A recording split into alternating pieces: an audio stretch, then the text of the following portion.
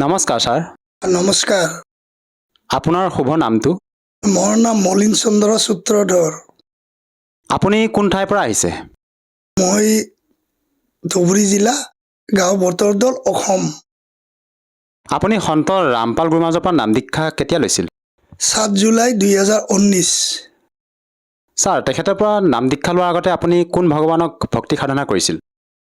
নাম সন্ত ৰামপালজী গুৰু মহাৰাজৰ দীক্ষা লোৱাৰ আগতে মই ব্ৰহ্মা, বিষ্ণু, মহেশ্বৰ, এই জগতত প্ৰচলিত পূজা যিবিলাক দুৰ্গা, মই সকলো পূজাই কৰিছিলোঁ। আপুনি যিহেতু আপোনাৰ হিন্দু সমাজত প্ৰচলিত পৰম্পৰাগত ভক্তি সাধনা হিচাপে আপুনি ভক্তি সাধনা কৰি আছিলে, তেনে ক্ষেত্ৰত ছাৰ আপুনি সন্ত ৰামপাল গুৰুমাজৰ শৰণলৈ কিয় আহিব লগা হ'ল? এইটো বিশেষ এনেকা মোৰ তেতিয়া বেমাৰ আছিলতো, মোৰ মাতটো ফাঁচি গৈছিল, মাতটো বিশেষকৈ নলাইছিল। তেতিয়া মই এই জগতগুৰু তত্ত্ব ৰামপালজী মহাৰাজৰ শিষ্যই পবিত্ৰ জ্ঞান গংগা পবিত্ৰ পুথি আমাৰ বাজাৰৰ পৰা এইপিনে বৰপেটালৈকে সেৱা কৰি আছে। তেতিয়া মই তাতে এখন কিতাপ পালোঁ। কিতাপটো 20 টকা ল'ল। কিতাপটো নি পঢ়িলোঁ। মই কিতাপটো প্ৰায় 4 মাহমান পঢ়িলোঁ। 4 মাহ পঢ়াৰ পিছত দেখিলোঁ যে জ্ঞানটো ইয়াত ভাল জ্ঞান, সত্য জ্ঞান, শাস্ত্ৰ অনুকূল ভক্তি।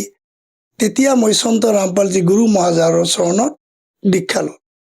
আৰু ছাৰ, আপুনি যি আপোনাৰ এই মুখৰ মাত নোলোৱা কথাটো কৈছে যে আপোনাৰ যি মাতটো বহি গৈছিলে, আপোনাৰ ভালদৰে স্পষ্টকৈ ওলোৱা নাছিলে, তেতিয়া সেই তাৰ বাবে আপুনি ডক্টৰৰ ওচৰলৈ গৈছিল নে ছাৰ?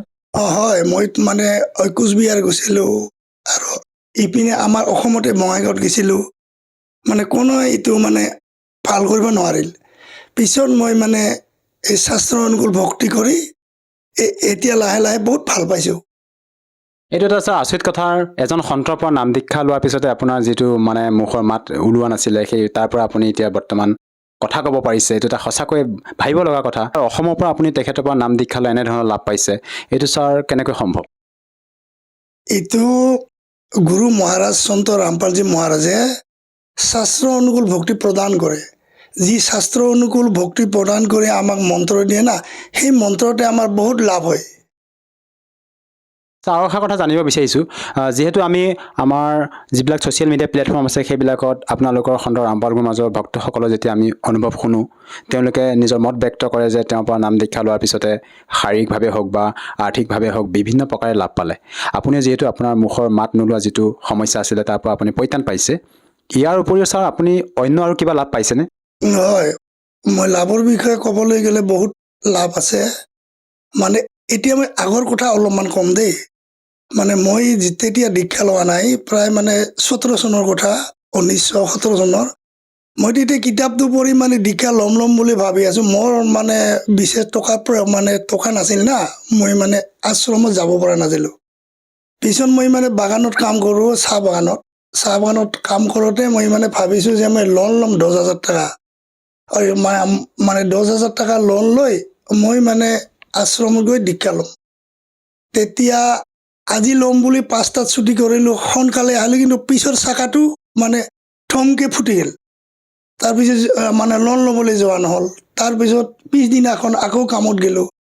কামত গৈ কিনে ভাবিলোঁ আজি লোন ল'বলৈ যাম 10,000 টকা। মোৰ লোন এটা চিলেকশ্যন হৈছে। মোক ফোন কৰি মাতিছে, আপুনি আহিব 10,000 টকাটো লৈ যাব।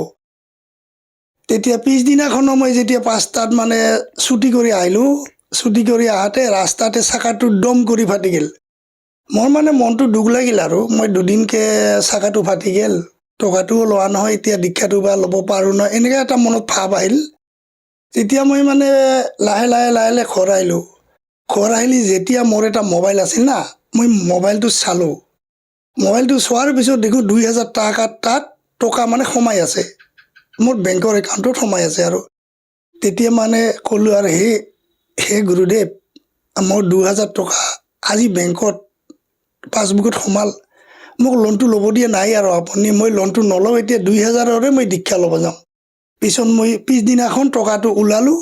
ওলাই কিনি বহুত মানুহ বিচাৰিলোঁ, প্ৰায় 10জনমান মানুহ বিচাৰিলোঁ দীক্ষা ল'বলৈ যাম বুলি। মোক লৈছ বোলে সজাই।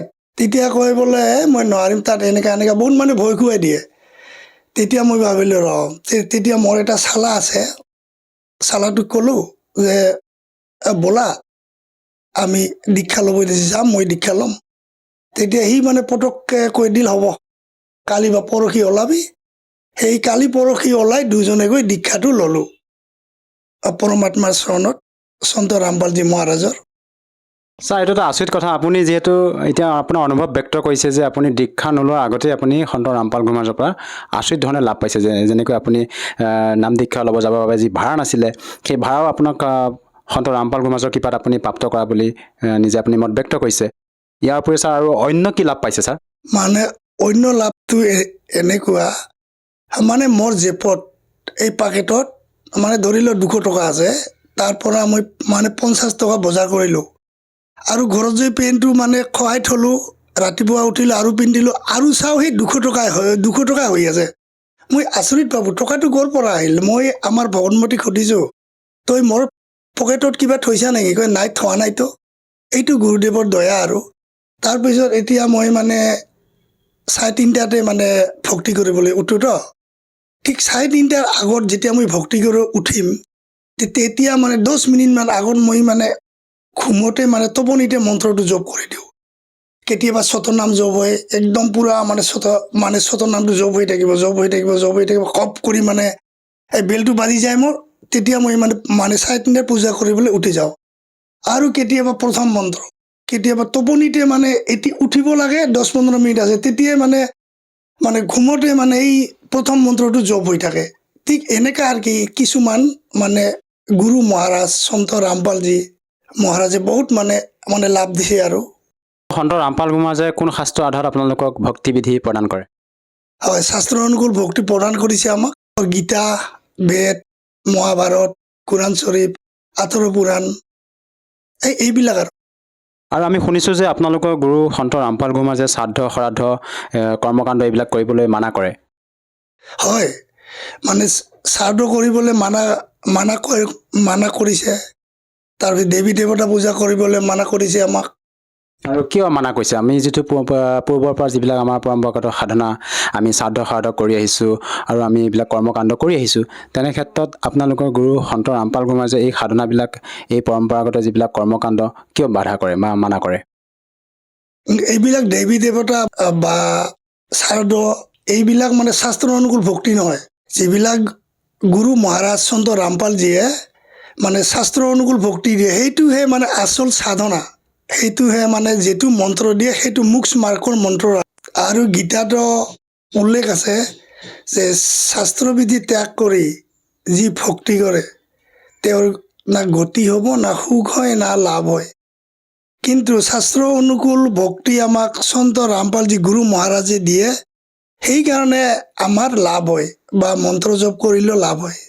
ছাৰ, সঁচাকৈ এটা আচৰিত কথা, যিহেতু আপোনালোকৰ গুৰু সন্ত ৰামপাল গুৰুমাজে যি ভক্তিবিধি আপোনালোকক প্ৰদান কৰিছে, সেই ভক্তি সাধনা কৰি আপোনালোকে শাৰীৰিকভাৱে হওক বা আৰ্থিকভাৱে হওক বিভিন্ন প্ৰকাৰে লাভ পাইছে।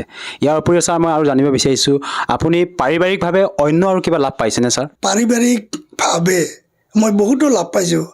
মোৰ ভগৱতীৰ বেমাৰ আছিল, মানে মূৰৰ ঘূৰণি আছিল, আৰু হাত ঠেংটো কেতিয়াবা কঁপে, সি মানে গাড়ীত বেছিকৈ উঠিব নোৱাৰে।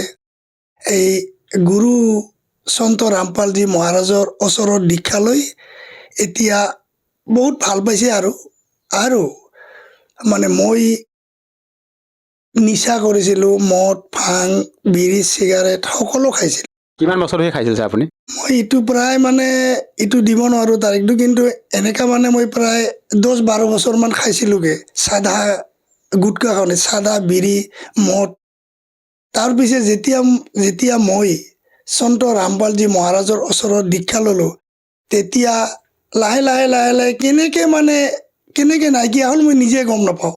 আৰু মোৰ এইটো বাই হাতটো মানে এনেকা কৰিব নোৱাৰিছিলোঁ, আৰু এই কোমৰটো অনবৰত বিষাই আছিল। কিন্তু এতিয়া সন্ত ৰামপালজী মহাৰাজৰ গুৰু মহাৰাজৰ ওচৰত দীক্ষা লৈ এতিয়া সকলোখিনি মই ভালে কুশলে আছোঁ। আৰু এতিয়া মোৰ শৰীৰটোও ভাল, মাতো ওলাই, সকলোখিনি ভাল পাইছোঁ এতিয়া মই। ছাৰ এইটো এটা আচৰিত কথা যিহেতু আপোনাৰ যিবিলাক সমস্যা আছিলে আপোনাৰ মানুহগৰাকীৰ যি সমস্যা আছিলে মূৰ ঘূৰণিৰ যি সমস্যা আৰু লগতে আপোনাৰ হাতৰ যি সমস্যাৰ কথা ক'লে আপুনি হাতখন আপোনাৰ ওপৰলৈ দাঙিব পৰা নাছিলে সেই মানে ৰোগৰ কাৰণে আপুনি ডক্টৰৰ কাষলৈ যাব লাগিছিল ডক্টৰৰ কাষলৈ নগৈ আপুনি সন্ত ৰামপাল গুৰু মহাৰাজৰ পৰা নাম দীক্ষা লৈ ঠিক হ'লে ছাৰ এইটো আচৰিত কথা আপুনি ডক্টৰৰ কাষলৈ গৈছিল নে ছাৰ হয় মই ডক্টৰক দেখাইছিলোঁ ঔষধো খাইছিলোঁ কিন্তু ডক্টৰক দেখাই বা ঔষধ খাই মই ভাল পোৱা নাই কিন্তু মই যেতিয়া জ্ঞান গংগা কিতাপখন পঢ়ি মানে শাস্ত্ৰ অনুকূল ভক্তি কি ইয়াৰ বিষয়ে যেতিয়া কমপ্লিটলি বুজা পালোঁ তেতিয়া মই গুৰু ৰামপালজী মহাৰাজৰ ওচৰত দীক্ষা ল'লোঁ আৰু লাহে লাহে সকলোখিনি মই ভাল পাবলৈ ধৰিলোঁ ছাৰ যিহেতু আপুনি আমাৰ দৰ্শকসকলক আজি মানে টিভি স্ক্ৰীণৰ সন্মুখত আপোনাৰ মত ব্যক্ত কৰিলে আপোনাৰ অনুভৱ ব্যক্ত কৰিলে যে আপুনি সন্ত ৰামপাল গুৰু মহাৰাজৰ পৰা নাম দীক্ষা লোৱাৰ পিছতে আপুনি শাৰীৰিকভাৱে লাভ পাইছে আৰ্থিকভাৱেও আপুনি উপকৃত হৈছে লগতে আপোনাৰ যিবিলাক সমস্যা আছিলে ঘৰুৱা আপোনাৰ পৰিবাৰগৰাকী যি মূৰ ঘূৰণি বেমাৰ আছিলে আপোনাৰ হাতৰ যি সমস্যা আছিলে আপুনি হাতখন যি আপোনাৰ ওপৰলৈ দাঙিব পৰা নাছিলে তাৰ পৰা আপুনি আজি পৰিত্ৰাণ পালে যিসকল দৰ্শকে আজি আপোনাক টিভি স্ক্ৰীণত প্ৰত্যক্ষ কৰি আছে সেই দৰ্শকসকলক আপুনি কি সন্দেশ দিব বিচাৰে তেওঁলোকে যাতে সন্ত ৰামপাল গুৰু মহাৰাজৰ পৰা নাম দীক্ষা লৈ উপকৃত হ'ব পাৰে মই সন্দেহ নুকি দিম মই হাত জোৰ কৰি প্ৰাৰ্থনা মানে কৰিছোঁ সকলো ৰাইজক যেন মোৰ যেনেকা হাতটো বিষ আছিল মাতটো নলাইছিল আৰু মোৰ মানে ভগৱতী বেমাৰ আছিল এইবিলাক আমি সন্ত ৰামপালজী মহাৰাজ গুৰু মহাৰাজৰ দীক্ষা লৈ ভাল পালোঁ ঠিক আপোনালোকেও সৎসংগ চাই জ্ঞান গংগা কিতাপ পঢ়ি মানে আপোনালোকেও লাভ পাওক আৰু নিজৰ জীৱনটো কল্যাণ কৰক ছাৰ যদিহে কোনো লোকে তেখেতৰ পৰা নাম দীক্ষা লৈ উপকৃত হ'ব বিচাৰে সহজভাৱে নাম দীক্ষা কেনেকৈ ল'ব পাৰিব এই সন্ত ৰামপালজী মহাৰাজৰ সৎসংগ আহে এই চেনেল সাধনা তাতে এটা নীলাপট্টি আহে এই তাত মানে ফোন নাম্বাৰ লিখা থাকে সেই ফোন নাম্বাৰত কণ্টেক্ট কৰিলে আপুনি কিতাপো পাব তাতে দীক্ষা ল'ব মানে নামদান কেন্দ্ৰৰ ক'ত আছে কৈ দিব তাত ফোন কৰি আপুনি নিজৰ জিলাত মানে নামদান কেন্দ্ৰ বিচাৰি তাতে আপুনি দীক্ষা লৈ নিজৰ জীৱনটো কল্যাণ কৰিব পাৰিব আৰু আজিকালি সকলোৰে মানে ডাঙৰ ডাঙৰ মোবাইল আছে সেই মোবাইলত মানে ইউটিউবত সন্ত ৰামপালজী মহাৰাজৰ সৎসংগ লিখি চাৰ্চ কৰিলে সেইটো আহি যাব আৰু তেতিয়া যদি সৎসংগটো চায় তেতিয়া সেই নাম্বাৰত যদি ফোন কৰে কোন ডিষ্ট্ৰিক্টত বা কোন জিলাত আমাৰ গুৰু মহাৰাজৰ সন্ত ৰামপালজীৰ কোন নামদান কেন্দ্ৰ আছে আপোনাক কৈ দিব তাতে গৈ আপুনি দীক্ষা ল'ব পাৰিব আৰু জীৱনটো কল্যাণ কৰিব পাৰিব ধন্যবাদ থাকিল ছাৰ সৎসাহী